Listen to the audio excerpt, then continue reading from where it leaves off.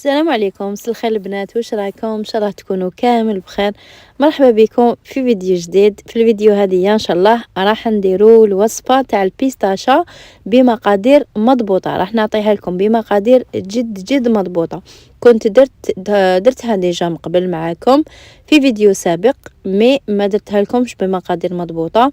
يعني في الفيديو هذا راح نعطي لكم الكيلو شحال يخرج لكم من حبه، شحال تسحقوا السكر، شحال تسحقوا العسيله باش تعسلوها، وشحال تقعد لكم طريه، وطريقه الاحتفاظ بها. دونك راح تكون فيديو فيها جميع المعلومات الخاصه بالحلوى هذه. كما تقدروا ديروها في لي بوا تاع العراس، تقدروا تحطوها مع لاتاي، ديروها لضيافكم، تدوها كادو معاكم. كيما دوك تشوفوا في نهايه الفيديو في لا فينيسيون تاعها كيفاش خرجت. يعني حاجه بزاف شابه، تحمر الوجه وحلوه كيما نقولوا بالطبع. الواحد يعني يديرها يحطها لضيافو وما يحشمش بها. الكيلو هنا نعطي لكم الكيلو شحال يخرج لكم قبل ما نبدا الفيديو. هنا الكيلو يخرج لكم جوست 28 حبه، يعني ما راحش يدير لكم بزاف. علاش؟ باسكو تاكل بزاف الميزان. هذه دوك نطبعوها بالطابع المدور، دوك تشوفوا كيفاش داير.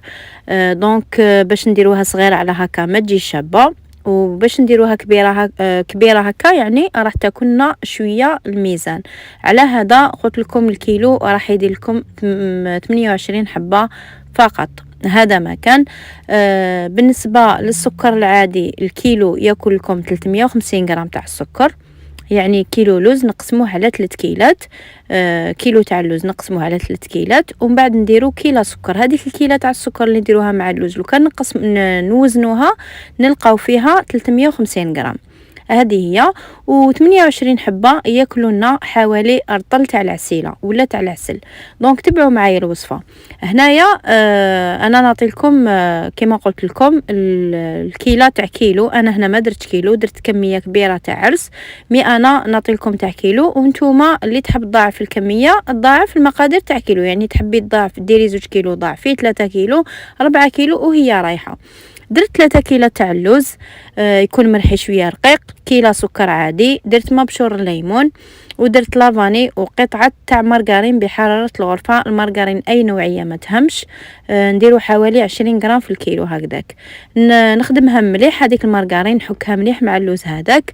ومن بعد نجيب اللوز تاعي ندير له البيض الكامل. هذه الوصفه نلموها بالبيض كامل، يعني ماشي بالبياض وحده ولا بالصفر وحده ولا نديرو بياض وصفر، نو نديرو بيض كامل حتى نلمو كامل الكميه اللي عندنا. انا هنا في الكيلو تاع اللوز ما نقدرش نعطي لكم كيلو شحال ياكل لكم من حبه تاع البيض، باسكو على بالكم كل بيضه وكيفاش دايره، كاين البيض كبير كاين موان صغير. دونك نتوما تلموا وتميزوا، يعني عندكم ميزانكم تجي كيما المقروط اللوز، ما تجيش جاريه وما تجيش ناشفه.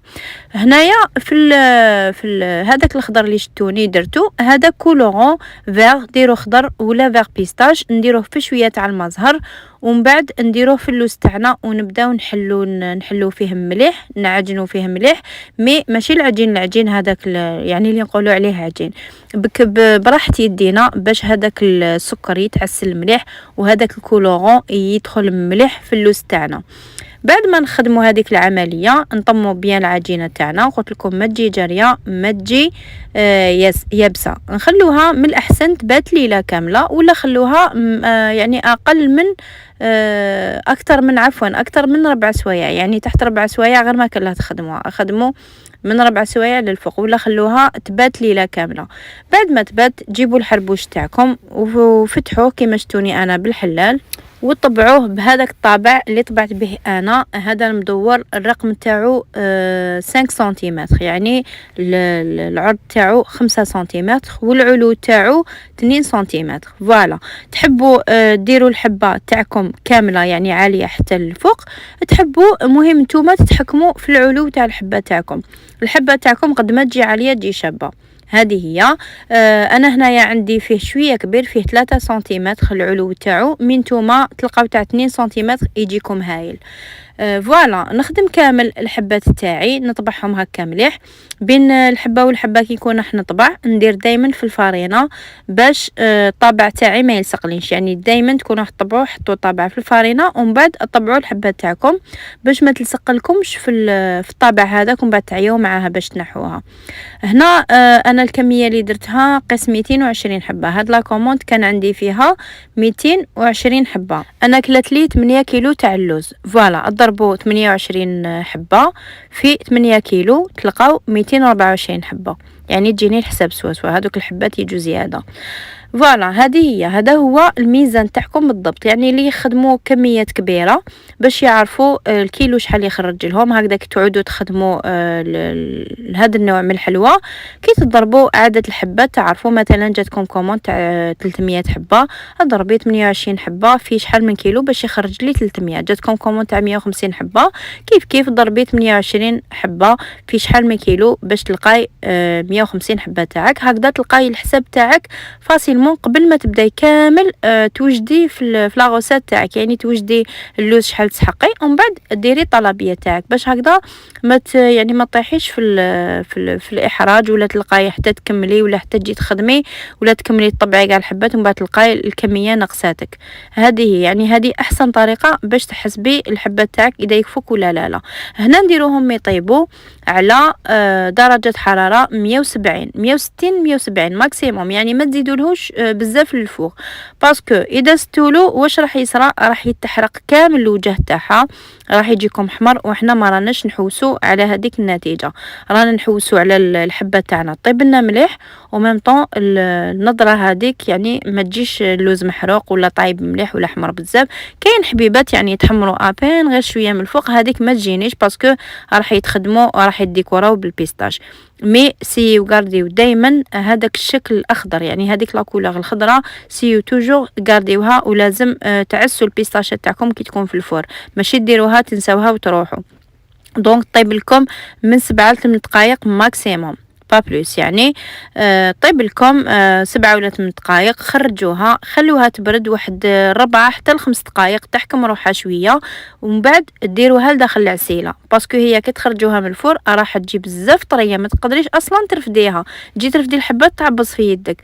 دونك لازم تخليها ابي بخي واحد 5 دقائق تحكم روحها ومن بعد غير تنحيها هكايا تتنحى لك. كاينه ملاحظه مهمه كي تجوا ديروا الحبات تاعكم تاع البيستاشا، هذاك طابي اللي تفرشوه في السنيوه ما تفرشوش طابي تاع سيليكون باسكو راح تلصق لكم فيه الحبه وراح يطير لكم كامل هذاك الكوش التحتاني تاع اللوز. دونك لازم ديروهم في بابي كويسون احسن واحسن. بعد ما عسلت البيستاشا تاعي كامل قطر مليح هذاك العسل، نجيبها ندير لها لا جولي وندير لها هكا من الفوق البيستاش اللي كنت رحيته شويه خشين، لازم ترحوه شويه خشين باش ما يشربه لكمش العسل هذاك. وهاوليك الشكل تاعها كيفاش يجي، قلت لكم حاجه بزاف بريزونطابل وشابه، ويعني ماشي دايره بزاف نقدروا نقولوا يعني موديل نادر شويه، ماشي يعني كامل دايرينه بزاف. دونك حاجه بزاف شابه وتحمروا وجهكم بها.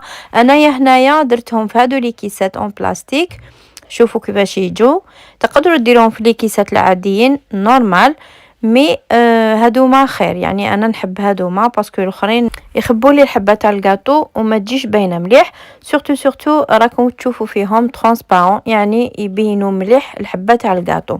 انا هنايا ديكوريت لكم غير هادو 10 حبات باش نوري لكم. عندي كميه تاع 220 حبه قلت لكم، خليتها ما حبيش نوريها لكم كامل، قلت حتى نكمل لا كوموند ونوريها لكم كيفاش خرجوا. المهم البنات كان هذا هو الفيديو تاع نهار اليوم، ان شاء الله يكون نال اعجابكم، ان شاء الله تكونوا استفدتوا معايا من النصائح اللي عطيتها لكم والمقادير راكم فهمتوها مليح. دونك تبعوا الفيديو من الاول للاخر وتبعوه بالتفاصيل، راح تفهموا كامل الطريقه تاع التحضير تاعها. المهم ديروها وان شاء الله تجيكم هايله كيما جاتني هايله، واللي خدموا لي كوموند على بالي بلي كامل راح تعجب لي كليون تاعكم. دونك اعتمدوها وصفه، على بالي بلي راح تعجبكم بزاف بزاف. فوالا البنات، لحقنا لنهايه الفيديو، ما بقى لي غير نقول لكم بقاو على خير ونتلاقاو في فيديو جديد ان شاء الله. والمره الجايه الفيديو اللي مور هذا راح نحط لكم وصفه واحده اخرى، ونحط لكم تاني لا كوموند تاع هاد العرس اللي رانا نوجدو فيه كيفاش جات. ما بقى لي غير نقول لكم بقاو على خير ونتلاقاو في فيديو جديد ان شاء الله. سلام.